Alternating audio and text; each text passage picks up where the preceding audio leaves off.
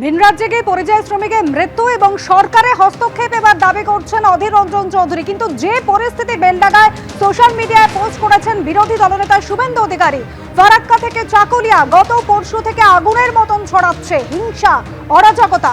প্রায় 3 ঘন্টা ধরে বেলডাঙ্গার জাতীয় সড়ক অবরোধ করে রেখেছেন সমাজ বিরোধীরা, বলছেন শুভেন্দু অধিকারী। পুলিশও পালাচ্ছে। হ্যাঁ হ্যালো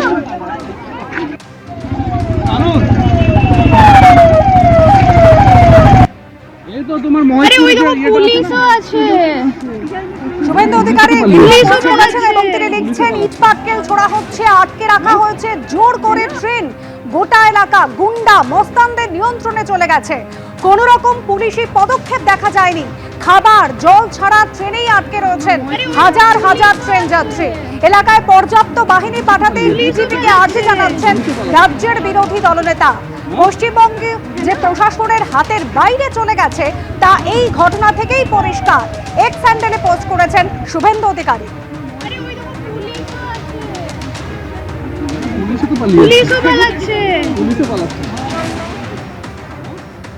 আর এবার চাকুলিয়ার পরিস্থিতি দেখাই। গতকাল বেনজির তাণ্ডব চলেছিল, আজও কিন্তু সকাল থেকেই থমথমে উত্তর দিনাজপুরের চাকুলিয়া।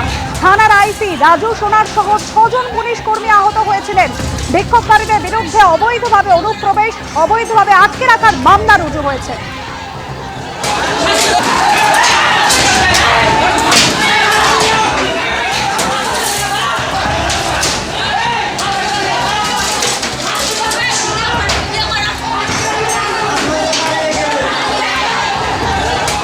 ঝাড়খণ্ডের বিসিরামপুরে এক পরিযায়ী শ্রমিকের ঝুলন্ত দেহ উদ্ধার। মৃত আলাউদ্দিন শেখের বাড়ি মুর্শিদাবাদের বেলডাঙ্গায়। আর পরিযায়ী শ্রমিকের মৃত্যুর প্রতিবাদে রাস্তা অবরোধ করে আগুন জ্বালিয়ে বিক্ষোভ, সেই ছবি রেখেছি আপনাদের সামনে।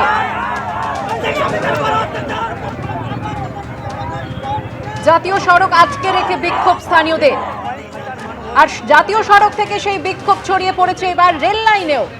বেলডাঙ্গায় আটকে আছে লালগোলাগামী মেমু ট্রেন।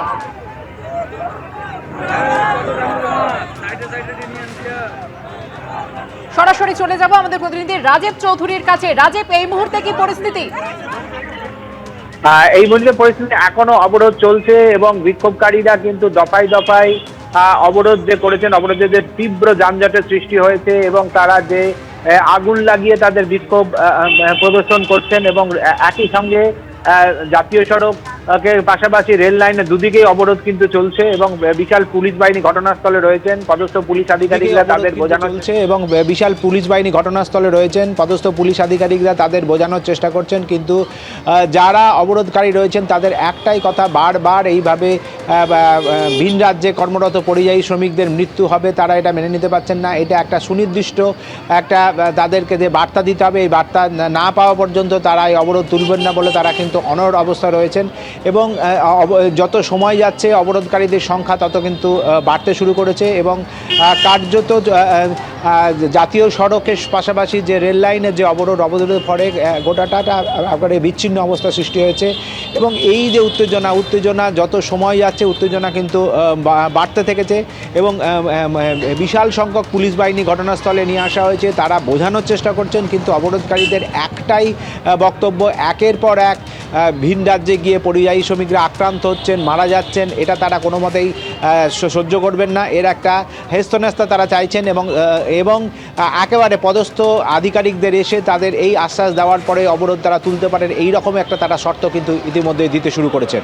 রাজীব, তুমি আমাদের সঙ্গে থাকো। ছবি আপনারা দেখতে পাচ্ছেন, বিক্ষোভ অবরোধ এখনো চলছে। ঝাড়খণ্ডে এক পরিযায়ী শ্রমিকের ঝুলন্ত দেহ উদ্ধার হয়েছে মৃত আলাউদ্দিন শেখের বাড়ি মুর্শিদাবাদের বেলডাঙ্গায়। আর সেই পরিযায়ী শ্রমিকের মৃত্যুর প্রতিবাদেই রাস্তা এভাবে অবরোধ করে আগুন জ্বালিয়ে বিক্ষোভ।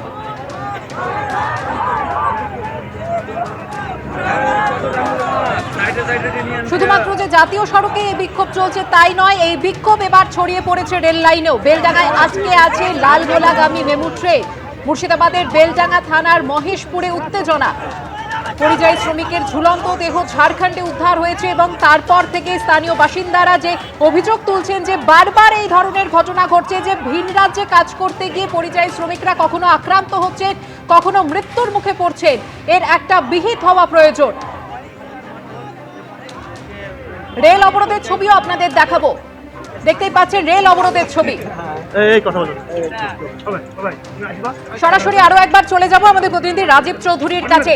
রাজীব, একদিকে জাতীয় সড়ক 12 এ তা যেমন অবরোধ করা হয়েছে, অন্যদিকে রেল পরিষেবাতেও প্রভাব পড়েছে।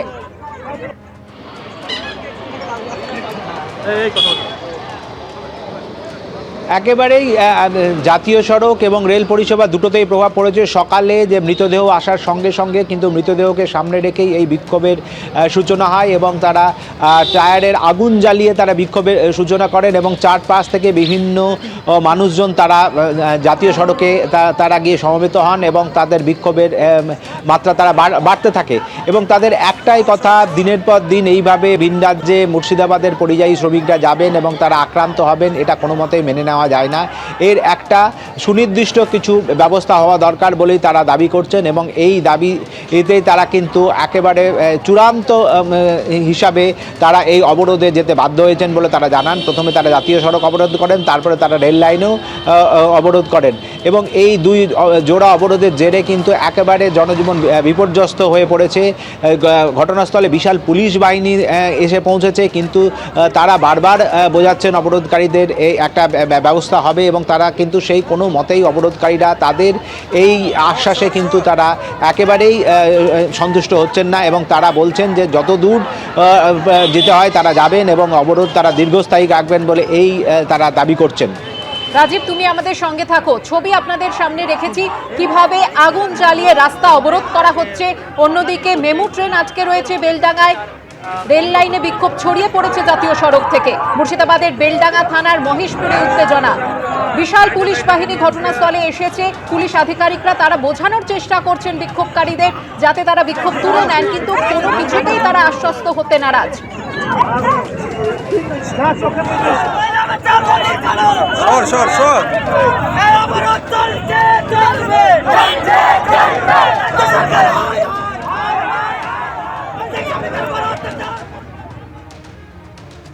নিপা ভাইরাস সংক্রমণে এবার গাইডলাইন প্রকাশ করল রাজ্য স্বাস্থ্য দপ্তর।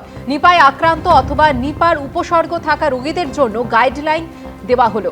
রোগীদের দেখভালের দায়িত্বে থাকা ব্যক্তি ও কর্মরত স্বাস্থ্যকর্মীদের জন্য গাইডলাইন তৈরি করল রাজ্য স্বাস্থ্য দপ্তরের 5 সদস্যের চিকিৎসক দল।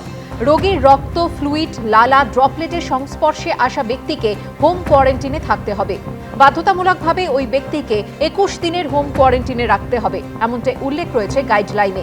উপসর্গ থাকা রোগীর সঙ্গে সীমাবদ্ধ জায়গায় কাটানো হাই রিস্ক, এমনটাই উল্লেখ গাইডলাইনে।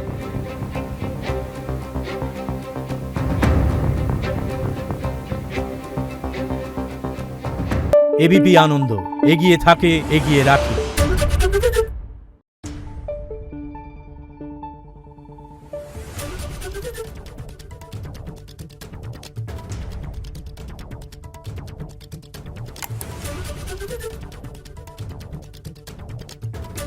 Thank you.